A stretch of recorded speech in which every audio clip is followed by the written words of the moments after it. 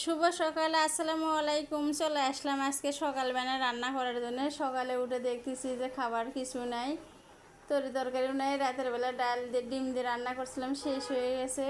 তাহলে সকালবেলা কি রান্না করি ভাবতে ভাবতে মাথাটা তো নষ্ট হয়ে যায় প্রতিদিনই। তাই ভাবলাম যে ফ্রিজে মাছের একটু ডিম আছে, দূরে নিয়ে যাচ্ছে, এগি দিয়ে আলু কেটে দিয়ে পেঁয়াজ দিয়ে চটচটি রান্না করি।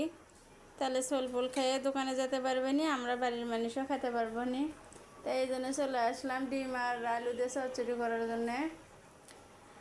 ওখানে দুটো মাছের লেজ কেটে লিছি, ডিমগুলো ধুয়ে লিছি, আলু ঝুরি করে কেটে নিয়ে পেস্টটা লবণ মরিচ হলুদ মশলা বাটা দিয়ে মাখাছি। মাখে এখন আলুটার সাথে দিয়ে দিলাম, আলুটা মাখাই। আমার মতন কি সবারই এরকম হয় যে কি রান্না করব নিয়ে মাথাটা খারাপ হয়ে যায়।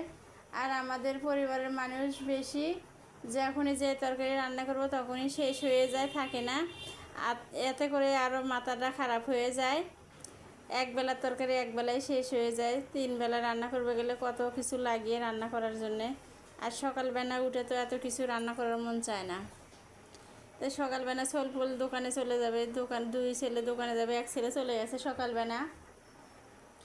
এখন তার জন্য তো রান্না করাই লাগবে, সেই জন্য চলে আসলাম হাতে মাখানো চচ্চড়ি করার জন্য। কয়েকটা আলু মাছ দিয়ে হাতে মাখানো চচ্চড়ি রান্না করি। ও খেয়ে যাবি না, আমরাও খাবো ওখানে। তাতে আজকে ভাত সাজা দেওয়া যাবে না, তাই না? ভাত সাজা দিবে গেলে আবার তরকারি রান্না করা লাগবে। কবি নিজে কি ভাক্কা শুরু করছে, ভাত সাজা দিচ্ছে না। আমার মেজো ছেলে ভাত সাজে নিয়ে যায়, খাইয়ে যায়, দুপুরে আসতে পারে না, দূরের দোকান। এই জন্য আজকে ভাত সাজা দেওয়া যাবে না, খালি চচ্চড়ি রান্না করলাম। সকালবেলা কোনো তরকারি নাই, কি করব, করার কিছু নাই।